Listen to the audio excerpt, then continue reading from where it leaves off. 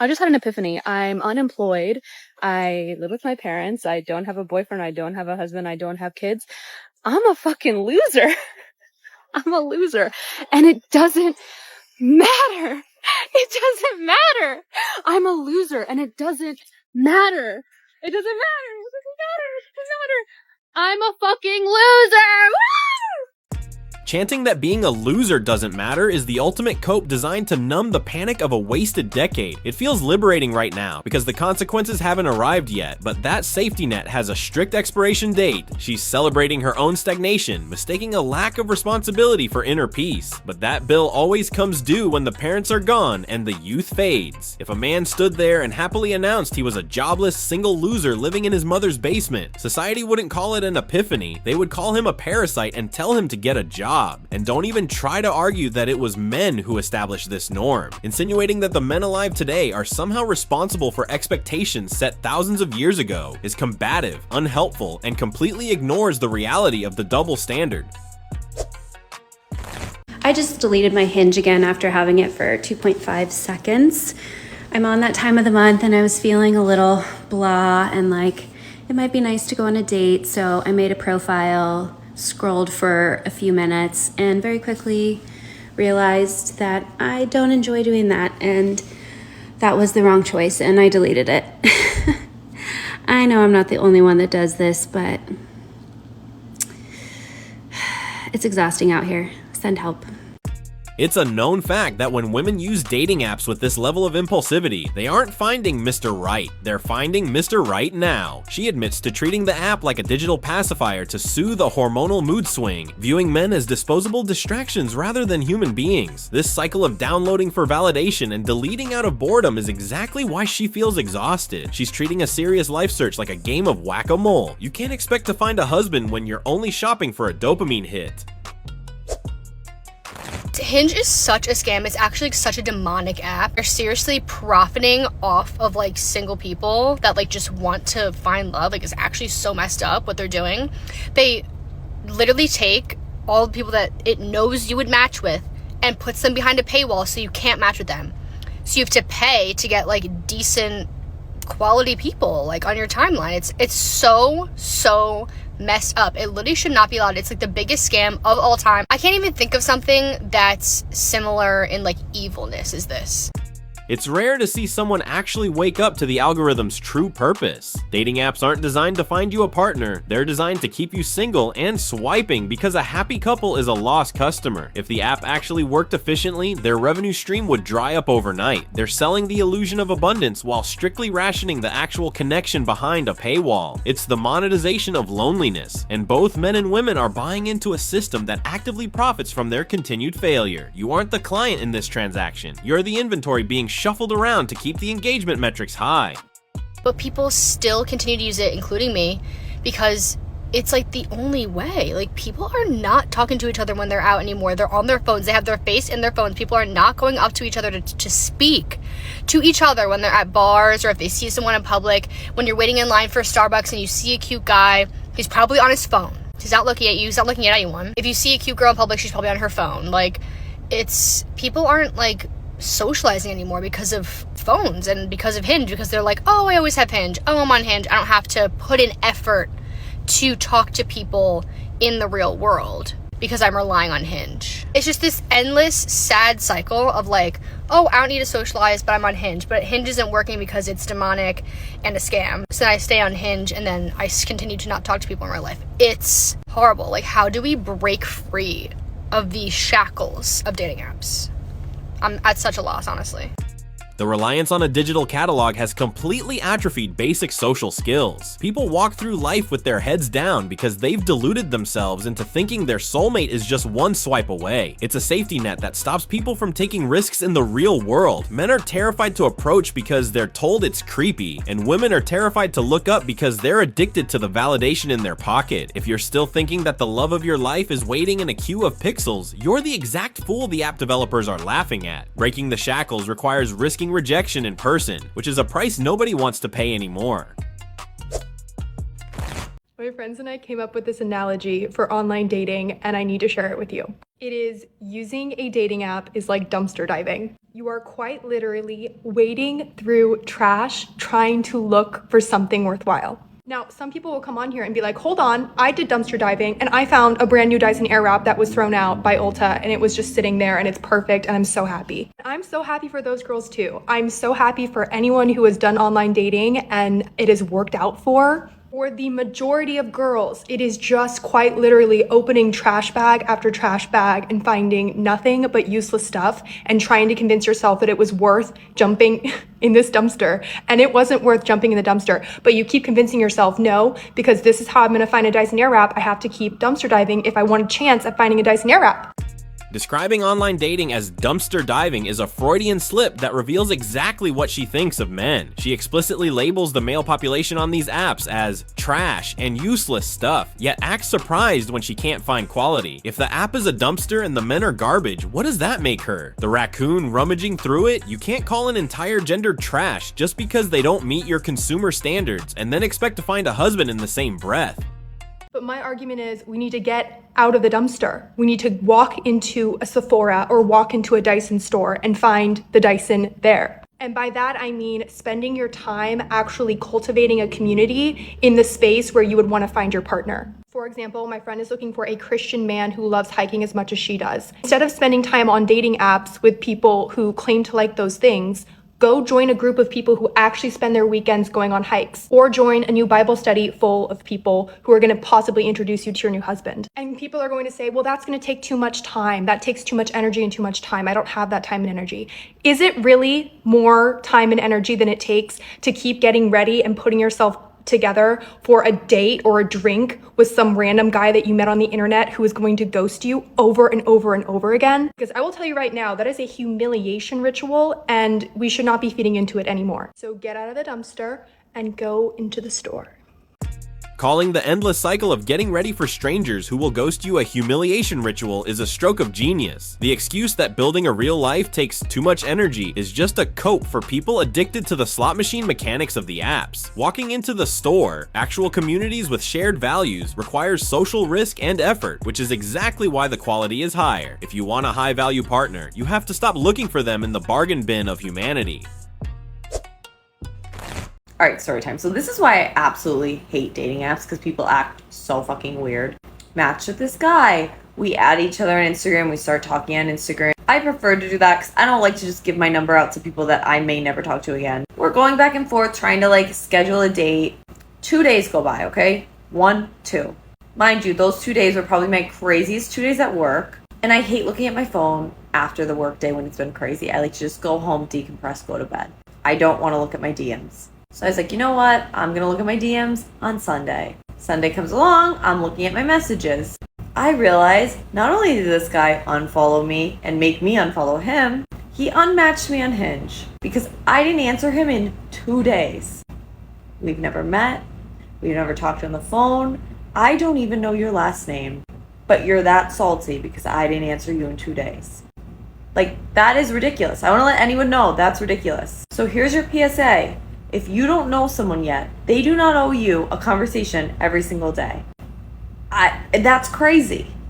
Anyways, I don't think I'll be on this app much longer. It's an experiment that has failed. That's all.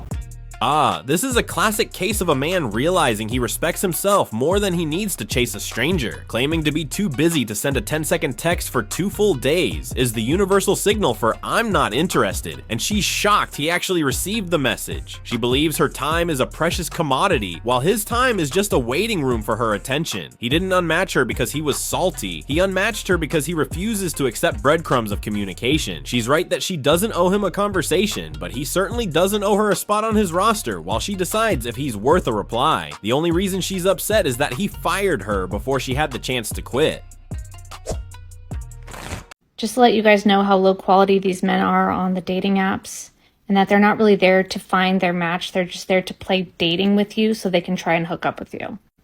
These are what they'll do, and if they do any of these things, they're trash. Don't make the same mistakes I made.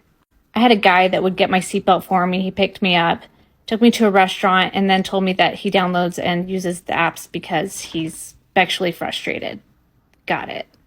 Another time I was walking to the bathroom, and when I came back, he said, hey, you didn't look very good from the back, but then when you turned around, I was like, oh, she's kind of pretty.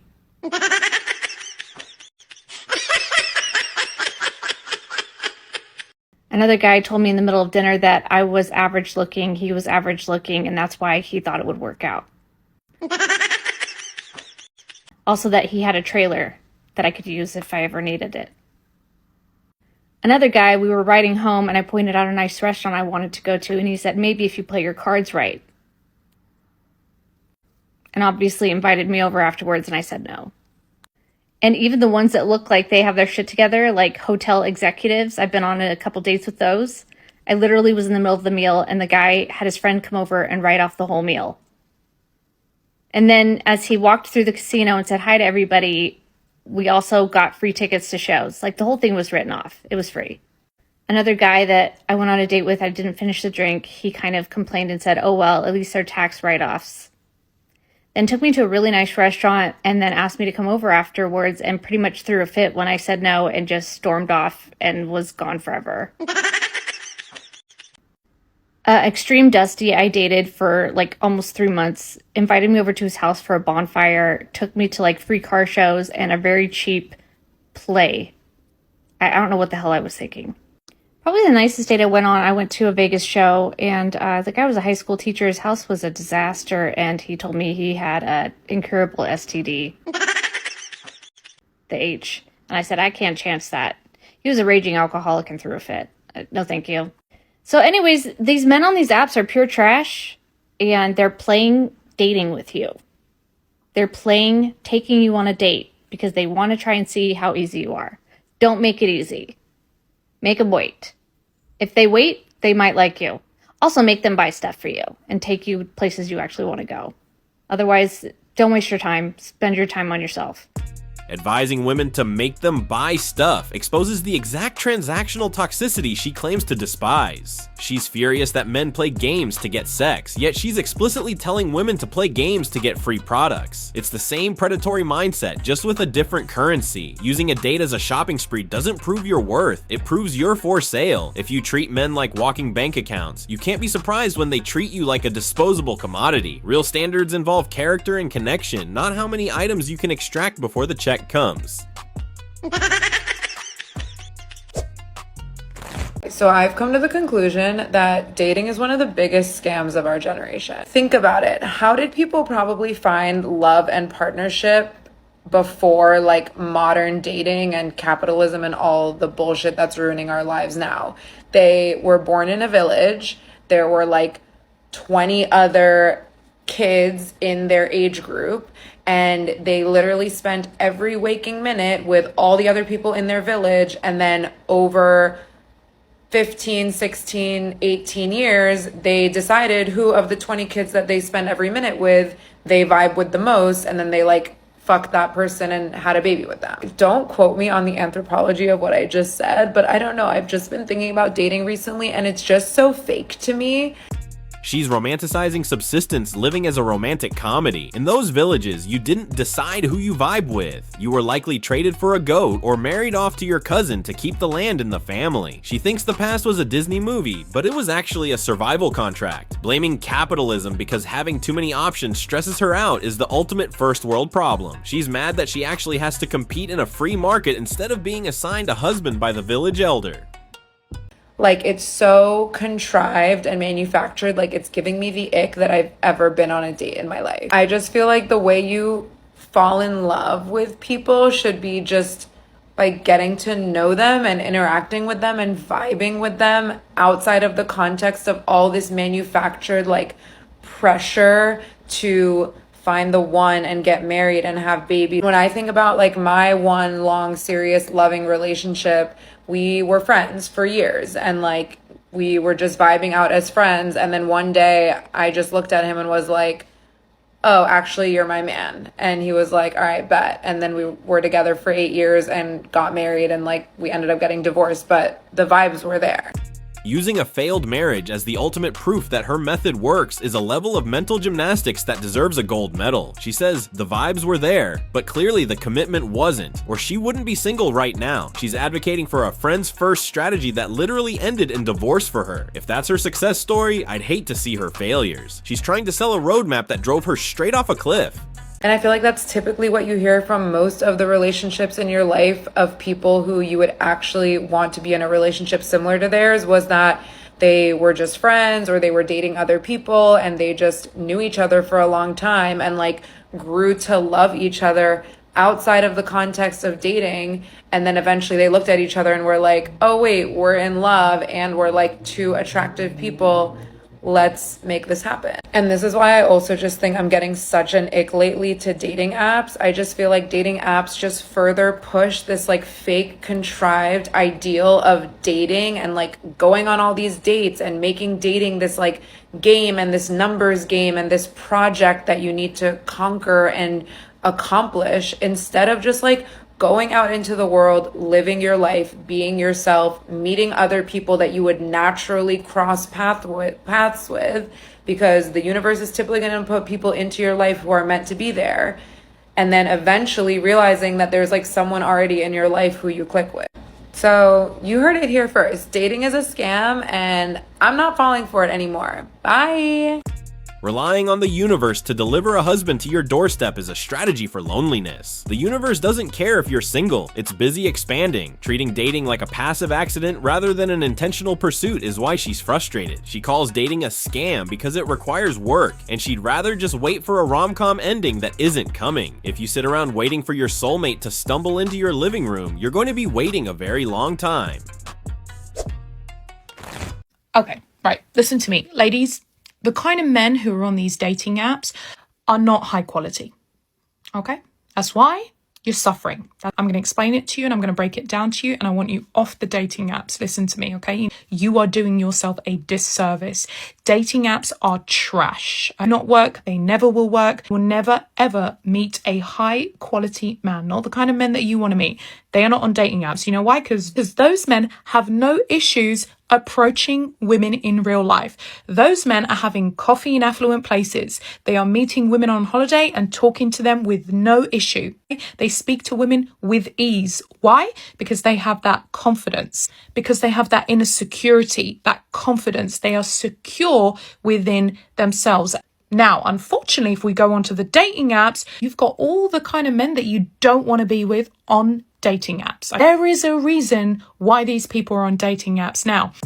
She's right that the apps are a dumpster fire, but believing that high-quality men are exclusively loitering in affluent places waiting to approach women is a fantasy derived from romance novels. She mistakes a player's ability to speak to women with ease on holiday for inner security, when it's usually just a rehearsed script from a guy looking for a tourist fling. Her definition of a high-quality man seems to be entirely based on his location and his audacity, assuming that any man not aggressively approaching her in a coffee shop is low quality. The men that you are seeing on dating apps, they all have dysfunctions. And I'm going to explain it to you so that you can understand this clearly. So you've got people who just came out of relationships, literally just broke up with the love of their lives and went on a dating app 24 hours later. You think that's healthy? Now, do you think that's the behavior of a healthy man? No, it's not. Okay, that man has a dysfunction. That man is unable to sit with his own emotions. He's unable to soothe himself. So what is he doing? He's jumping on a dating app with no genuine intention of actually dating anybody because he's still in love with his ex. The reason why I'm giving you these examples is because those are the kind of men that you have got on dating apps. You've got the guy who's trying to soothe himself, the guy who's running away from his pain, just broke up with his ex 24 hours ago, and he's on a dating app. Diagnosing a stranger with dysfunction just because he's trying to move on quickly is wild projection. She demands men process emotions on her timeline, labeling anything else as unhealthy because it doesn't fit her therapy speak script. Maybe he's not running away from pain. Maybe he just realized that the relationship was over long before it officially ended. It's ironic she calls them dysfunctional for being on the app, while she's clearly on there enough to categorize them. You've got the married men who are miserable, lonely, empty. They're on dating apps. Yes. You've got the guy who's never had any attention from women, can't string out a mentally stimulating conversation, has zero charisma or game. He's on a dating app. You've got the broke dusties who know that they cannot approach women in real life. They're on the dating app. Yes. So you're here wanting Demetrius, the high quality man who drives a really nice car, has money in the bank, wants to introduce you to his family, and might buy you a yacht. Yeah, Do you see what you're doing? Yeah, baby girl, get off the apps. Okay, that's not where you meet high quality men. All the high quality men I met them in real life. I didn't meet them on dating apps. They're not on dating apps. I promise you they're not. Lumping socially awkward men in with broke dusties proves she's looking for a performance, not a partner. She explicitly lists money in the bank and buying a yacht as the markers of quality, exposing that she isn't looking for love, she's looking for a sponsor. She's offended by the dusty, not because he's a bad person, but because he can't afford her lifestyle. If a guy is on a dating app and he's posing as a high value man, it's all lies. Okay, and you'll find out very soon. So, who have we got on the dating apps? We've got the ones who are unserious. We've got the ones who are broken. We have got the ones who are damaged. We've got the ones who are riddled with trauma. Okay? We've got the ones who are broke and think buying a woman a plate of food is like buying her a designer handbag. Okay? Those are the kind of men that you are going to come across on these dating apps. Get off the dating apps. We have a dating crisis right now, ladies, and you are making it worse by staying on these apps. Mocking men for having trauma or being broken while demanding they provide a luxury lifestyle is the definition of toxic entitlement. She wants a human ATM who has no emotional needs, no past, and no struggles. If a man is riddled with trauma, he needs support, not judgment from someone angry that he can't buy her a designer handbag. She's filtering for sociopaths who can fake perfection, not human beings. You want a high quality man? Invest in yourself. Invest in yourself. Take care of yourself. Look good. Change it up, switch up the places that you go, right? If you always go to the pub, switch it up. Call up your girlfriends, dress up, look good, smell good, and take yourself out to a nice hotel bar, a 5-star hotel bar, okay? Go to a Michelin star restaurant. Take yourself out, invest in yourself. Even if it means spending a little bit more money, at least you know you're going to be in the same place as high quality men and you're not wasting your time. But if you keep staying on these dating apps, you're wasting your time, you're wasting your years, you're wasting your beauty, you're wasting your energy speaking to these unserious, dysfunctional, broken men. Advising women to loiter in 5-star hotel bars to hunt for rich husbands isn't investing in yourself. It's soliciting with better lighting. She's advising women to physically position themselves as luxury goods in a shop window, hoping a rich buyer walks by. That's not finding a high-quality man. That's finding a sugar daddy who views you as an accessory. If you have to pay for a Michelin star meal just to be in the same room as your target demographic, you're the one playing a game,